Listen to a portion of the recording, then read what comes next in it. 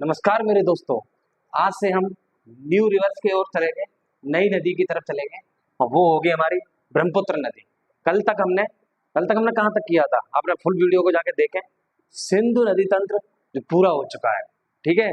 और मैंने गंगा नदी तंत्र उससे पहले करा दिया था, ठीक है। तो उस सारी वीडियो को जाके देखें तो पूरा रिवर्स सिस्टम चल रहा है। फिर इसके बाद हम जो प्रायद्वीपीय भारत की जो नदियां हैं ना, उसके बारे में पढ़ेंगे, ठीक है। और प्रायद्वीपीय भारत में जैसे कि बंगाल की खाड़ी में जो नदियां गिरती हैं, अरब सागर में जो नदियां गिरती हैं, खंबात की खाड़ी में जैसे कि नर्मदा और तापी है, ये दोनों गिरती हैं, इन सबको करेंगे। फिर इसके अभी पहले सबसे पहले हम चलेंगे ब्रह्मपुत्र नदी की ओर। जो ब्रह्मपुत्र नदी है, इसको हम डिटेल से एनालिसिस करेंगे, आज पूरा कर लेंगे इसे। ब्रह्मपुत्र नदी को आज हम पूरा कर लेंगे, पूरा, भले ही 6 मिनट में हो, 8 मिनट में हो, 10 मिनट में हो, डजेंट मैटर। ओके, तो हम ब्रह्मपुत्र नदी को आज करेंगे बिना देरी के। हम स्टार्ट करते हैं सेशन को, और लाइक शेयर सब्सक्राइब करते रहना और प्यारी सी कमेंट भी करते रहना, ठीक है। और शेयर कर देना वीडियो को, जिससे कि बच्चों तक पहुंच जाए, उसे कंटेंट अच्छा मिल सके, ठीक है। फुल कंटेंट मिलेगा पूरा फ्री ऑफ कॉस्ट। तो इसलिए चलो बिना देरी के करते हुए आज से हम स्टार्ट करते हैं ब्रह्मपुत्र नदी के बारे में। चलो ब्रह्मपुत्र नदी, पहले ब्रह्मपुत्र नदी का सबसे पहले मैंने तो क्या बताया था, सबसे पहले पता होना चाहिए कि इसका उद्गम कहाँ से होता है। कोई भी नदी पढ़ो तो उसका उद्गम जानो पहले, उद्गम कहाँ से होता है, ठीक है। तो देखो ब्रह्मपुत्र नदी तुम्हें पता है, ये तिब्बत है इधर की साइड में। तो तिब्बत में इसका उद्गम होता है फेमा युंगडोंग ग्लेशियर से, ठीक है। फिर बहते हुए तिब्बत से बहते हुए फिर अरुणाचल प्रदेश में जो नामचा पर्वत नामक पर्वत है ना, मैंने पढ़ाया था ग्रेट हिमालय में, बृहद हिमालय में, तो उसी की श्रेणी है। तो यहीं से इंडिया में प्रवेश करती है, ठीक है। फिर यहाँ से बहते हुए फिर असम में आ जाती है, फिर असम में बहते हुए बांग्लादेश में चली जाती है, फिर एक सुंदरबन डेल्टा का निर्माण करती है, ठीक है। तो ऐसे ही पहले ब्रह्मपुत्र नदी के बारे में हम चलो स्टार्ट करते हैं। जैसे कि ब्रह्मपुत्र नदी का जो उद्गम कहाँ से होता है, पहले ये पता होना चाहिए। ब्रह्मपुत्र नदी का उद्गम, पहले अगर कोई झील पूछ ले आपसे तो मानसरोवर झील है, और आपसे अगर कोई ग्लेशियर पूछ ले तो छेमा युंगडुंग ग्लेशियर है, ठीक है। और पर्वत पूछ ले तो कैलाश पर्वत श्रेणी है, ठीक है। और तिब्बत में इसे क्या बोला जाता है, देखो अलग अलग नाम है। देखो यहाँ से इधर से बताता हूँ। तिब्बत में इसका क्या नाम है, यारलुंग सांगपो। अरुणाचल प्रदेश में दिहांग बोला जाता है, असम में ब्रह्मपुत्र बोला जाता है, और बांग्लादेश में से क्या बोला जाता है, जमुना जमुना बोला जाता है। और जो माजुली द्वीप जो ब्रह्मपुत्र नदी पे बना हुआ है, ब्रह्मपुत्र नदी में जो विश्व का सबसे बड़ा नदी द्वीप है, ठीक है।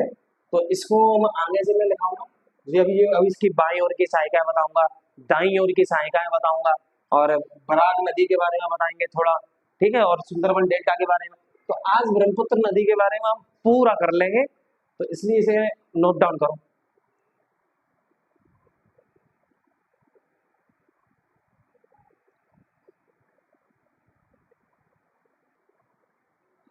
हेलो दोस्तों, चलो हम आगे चलते हैं। ब्रह्मपुत्र नदी के बारे में मुझे डेटा और है, बस यही डेटा और है, तो ब्रह्मपुत्र नदी हमारी आज कंप्लीट हो जाए, ठीक है। तो हम ब्रह्मपुत्र नदी को आज चलो हम खत्म करते हैं, फिनिश करते हैं इसको, क्योंकि बहुत हो गए, ब्रह्मपुत्र हो गया, सिंधु नदी हो गया, क्योंकि फिर हमें बंगाल की खाड़ी भी करनी है और अरब सागर में, क्योंकि वो एक एक दिन की और क्लासेस होंगी, तो हमारी रिवर सिस्टम पूरा फ्री हो जाएगा, ठीक है। फिर रिवर सिस्टम के बाद हम लेके आएंगे, कौन सा टॉपिक लेके आए, वेजिटेशन लेके आए, जो वनस्पतियां होती हैं, ठीक है, या फिर मृदा मिट्टियां लेके आएंगे। मिट्टियां लेके आएंगे 6 प्रकार की, 7 प्रकार की जितनी होंगी सबको कराएंगे अच्छे से, ठीक है। जलोढ़ मिट्टी, लाल मिट्टी, लेटराइट मिट्टी, इन सबको कराएंगे। तो इसके बाद ये बंगाल की खाड़ी के, इसके बाद हम करेंगे बंगाल की खाड़ी में गिरने वाली नदियां, वो सारी करा देंगे एक दिन में। और फिर इसके उसके बाद करेंगे अरब सागर में गिरने वाली नदियां। तो इसलिए चलो चलते हैं बिना देरी के हुए ब्रह्मपुत्र नदी को आगे कंटिन्यूस करते हैं। मैंने लंबाई अभी बताई नहीं थी, इसलिए चलो हम कुल लंबाई इसकी कितनी है, 2900 किलोमीटर है इसकी लंबाई, ठीक है। और इसकी नदी, इसकी भारत में कितनी लंबाई है, भारत में 1346 1346 किलोमीटर, ठीक है, इसकी भारत में लंबाई है।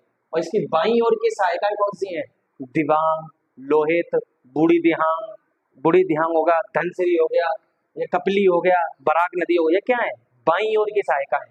अगर दाईं ओर की सहायिकाएं आपसे पूछ ले तो सुबनसिरी, कामेंग, मानस, संकोच, तीस्ता, ये क्या है, दाईं ओर की सहायिकाएं। तो दाईं ओर की सहायिकाएं ये हो गई, बाईं ओर की सहायिकाएं ये कर ली, ब्रह्मपुत्र नदी की लंबाई आपको पता चल गई, इसको उद्गम कहाँ से होता है ये भी पता चल गया। अब ये छोटे छोटे डाटा है, इसको बता देते हैं। देखो जो बराक नदी है, बराक नदी है ना, ये बराक नदी मणिपुर की पहाड़ियों से उद्गम होता है इसका। जो बराक नदी है मणिपुर की पहाड़ी, जो मणिपुर है इधर की साइड में पड़ता है, तो उधर से इसका उद्गम होता है। ठीक है, ये लास्ट ट्रिब्यूटरीज है इसकी। बे ऑफ बंगाल में जाके फिर क्या बनाती है, दुनिया का सबसे बड़ा डेल्टा, क्या, सुंदरबन डेल्टा बनाती है। तो चलो, सुंदरबन डेल्टा में कौन से टाइगर पाए जाते हैं, रॉयल बंगाल टाइगर पाए जाते हैं। ये क्वेश्चन आ जाता है तो सुंदरबन डेल्टा में कौन से टाइगर पाए जाते हैं, रॉयल बंगाल टाइगर कहाँ पाए जाते हैं, ऐसे आ जाता है। तो आप बता सकते हैं सुंदरबन डेल्टा में। और सुंदरबन डेल्टा किन दो नदियों के मिलने से बनता है, गंगा और ब्रह्मपुत्र नदियों के मिलने से क्या बनता है, सुंदरबन डेल्टा। और जो मयूर द्वीप, ये मयूर द्वीप जब मैं पढ़ा ही रहा हूँ ब्रह्मपुत्र नदी, तो ब्रह्मपुत्र नदी पर बना हुआ है।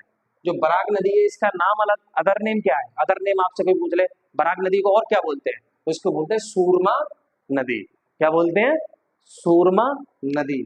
और लोहित नदी, लोहित नदी को खूनी नदी भी बोला जाता है। अब खूनी नदी आप कहोगे क्यों बोला जाता है, खूनी नदी इसलिए बोला जाता है क्योंकि इसमें लाल मिट्टी के कण भी पाए जाते हैं, और यह तूफानी अशांत होने के कारण, मतलब तूफान आता है ना तो एकदम लाल लाल हो जाता है, और लाल मिट्टी के कण पाए जाएंगे तो खूनी तो वैसे ही कही जाएगी। तो इसलिए लोहित नदी को क्या बोला जाता है, खूनी नदी भी कहा जाता है। ठीक है, तो ये बराक नदी करा दिया, तो बस इतना ही रहता था ब्रह्मपुत्र नदी में। और देख लो ब्रह्मपुत्र नदी को मैंने 6 से 7 मिनट के अंदर फ्री भी करा दिया। ठीक है, और ब्रह्मपुत्र नदी को मैंने 6 से 7 मिनट में करा दिया। अब इसके बाद जो हम कल से करेंगे, क्योंकि आज इतना ही रखते हैं, क्योंकि एक नदी मैंने कल बोला था ना, कि कल मैं ब्रह्मपुत्र नदी कराऊंगा आपको। तो ब्रह्मपुत्र नदी को आज मैंने कंप्लीट करा दिया, जो मेरा वादा था मैंने इसको करके दिखा दिया। अब कल मैं पूरी बंगाल की खाड़ी में जितनी भी नदियां गिरती हैं, जैसे कि बंगाल की खाड़ी में गिरती है पहले महानदी, स्वर्ण रेखा गिरती है कि नहीं गिरती, उसके बाद गोदावरी, गोदावरी आती है, कृष्णा, कावेरी, जो मेन मेन नदियां हैं, जो डेल्टा डेल्टा बनाती हैं, तो इनको करेंगे कल बंगाली की खाड़ी। फिर अरब सागर में एक दिन कर लेंगे, तो हम फ्री हो जाएंगे रिवर सिस्टम से, पूरा पूरा रिवर सिस्टम हो जाएगा अपना। और पूरा रिवर सिस्टम हो जाएगा, फिर उसके बाद लेके आएंगे मिट्टियां, मिट्टियों के बाद लेके आएंगे वनस्पतियां, और वनस्पतियों के बाद फिर हम जलवायु, जलवायु के बाद फिर तो छोटे छोटे हैं, जैसे भारत की कृषि है, भारत की कृषि हो जाएगी, परिवहन है, उद्योग है, ऊर्जा संसाधन है, परंपरागत गैर परंपरागत, ये सब चीज कराएंगे। आज के लिए हम ब्रह्मपुत्र नदी तक ही रखेंगे। ठीक है, और इससे आगे कल ही कराएंगे, आज रहने दो, क्योंकि आज इतना ही रखते हैं। इसको अच्छे से देख के आप नोट्स बना लेना, और प्यारे से कमेंट भी करना कि अगला सेशन कैसा लगता है, क्योंकि आप कमेंट ही नहीं करते तो मोटिवेशन ही नहीं आता। तो एक कमेंट तो जरूर बनता है ना, तो कमेंट जरूर किया करो, लाइक शेयर सब्सक्राइब भी करो। मैं सब्सक्राइब की इतने दिन से बोलूं, सब्सक्राइब करोगे तो थोड़ा दूर दूर तक पहुंचेगा। शेयर भी करो जिससे सब्सक्राइब बढ़े, सब्सक्राइब बढ़ेंगे, लाइक्स करो, शेयर करो, कमेंट करो, वीडियो को फुल देखो। हाफ देखोगे तो पीछे का जो डाटा होता है ना वो रह जाएगा। और पेपर में आपने अभी देखा होगा आरआरबी एनटीपीसी में पेपर अच्छे से बनाया मैंने अपनी ज्योग्राफी के सेशन से, तो इसलिए करते रहो। अब लालच क्या कर रहे हो, इसमें शेयर ही तो करनी है, कमेंट करनी है, और सब्सक्राइब करना है, लाल बेल आइकन पर बटन दबा दो, सब्सक्राइब कर दो। ठीक है, लाइक शेयर सब्सक्राइब करते रहना, और हमारे सेशन को कंटिन्यूस देखने के लिए कल से फिर आएंगे, ऐसे कंटिन्यूस चलता रहेगा। और लाइक शेयर सब्सक्राइब करते रहो, और भाई को सपोर्ट बनाए रहो। जय हिंद, जय भारत।